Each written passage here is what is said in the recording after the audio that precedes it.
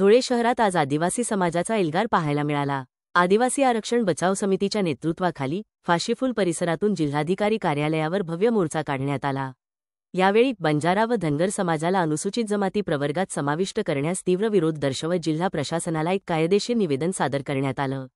आमच्या घटनात्मक हक्कांवर गदा आणू नका अशा घोषणा देत आंदोलकांनी परिसर दणाणून सोडला। या निवेदनातून संघटनेने आपली कायदेशीर बाजू ठामपणे मांडली आहे।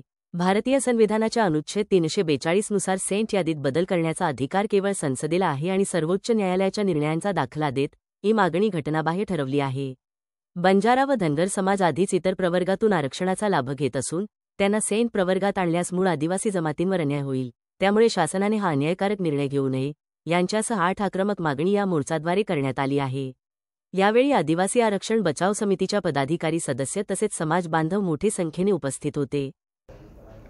आज सकल आदिवासी समाजाच्या वतीने आरक्षण बचाव हा मोर्चा काढण्यात आलेला होता। महाराष्ट्रामध्ये आदिवासींच्या आरक्षणामध्ये घुसखोरी करण्याच्यासाठी अनेक जण आंदोलन करत आहेत आणि त्याला प्रतिकार करण्याच्यासाठी आजचा हा मोर्चा।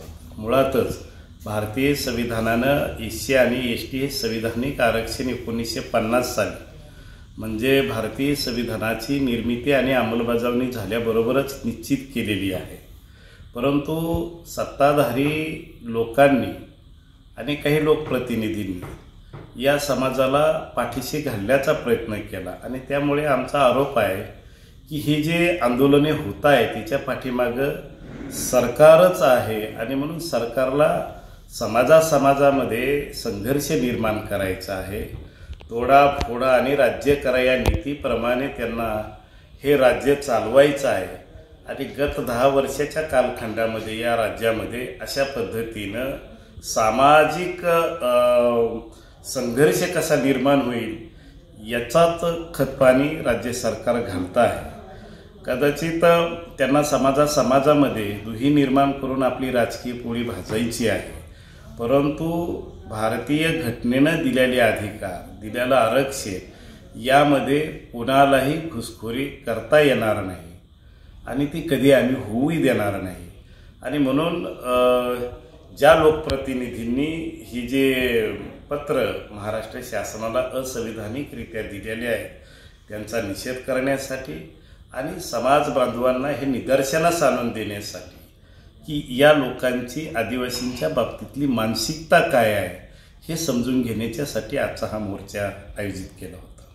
मुळातच तरुण पिढींना माझं नम्र आव्हान आहे की आदिवासी समाजावरती चहूबाजूने होणारे जे आक्रमण आहेत, काल परवाच महसूल मंत्री बावनकुळे यांनी एक कायदा करण्याचं निश्चित केलेलं आहे की आदिवासी हस्तांतर जमीन कायद्यानुसार आदिवासीची जमीन बिगर आदिवासीला घेता येत नाही आणि म्हणून ती भाडे तत्वावर मागच्या दारानं इथल्या भांडवलदारांना इथल्या कंपन्यावाल्यांना आदिवासीच्या जमिनी लाटता येतात का आणि म्हणून त्या भाडे तत्वावरती घेण्यासंदर्भातला कायदा करून आदिवासींना पुन्हा भूमिहीन करण्याचा डाव महाराष्ट्र शासनाचा आहे। एकंदरीत इथल्या आदिवासींच्या बाबतीमध्ये भारतीय जनता पार्टी आणि RSS यांचा मुळातच राग आहे असं मला दिसतं आहे।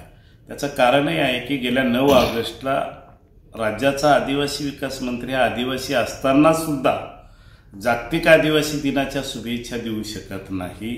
याचा अर्थ असा आहे की आम्ही आदिवासी आहोत, या देशाचे मालक आहोत, मूळ निवासी आहोत, जंगल जमीन याचं संवर्धन करणारे आम्ही आहोत। हे अस्तित्व या सत्ताधाऱ्यांना मान्य नाही आणि म्हणूनच ते या आदिवासींचं अस्तित्व नष्ट करण्याच्यासाठी वेगवेगळे त्यांच्या विरोधातले कायदे करण्याचा प्रयत्न करतायत, त्यांना बेदखल करण्याचा प्रयत्न करतायत आणि म्हणून त्यांच्या आरक्षणामध्ये घुसखोरी करण्याचा प्रयत्न हा शासनाकडूनच चालू आहे। परंतु भारतीय संविधान ज्या डॉक्टर बाबासाहेब आंबेडकरांनी उभे हयात घालून देशाला पवित्र संविधान दिलं, त्या संविधानावर आमचा विश्वास आहे, कुठल्या गॅजेटरवर नाही। कुठल्या गॅजेटरचा आधार घेऊन असं जर आरक्षण कुणाला द्यायला लागले तर याचा अर्थ ही सगळी लोक भारतीय संविधानासमोर आव्हान उभा करतायत आणि हे आव्हानाला प्रतिकार करण्याच्यासाठी आमचा संघर्ष अधिक बुलंद करू।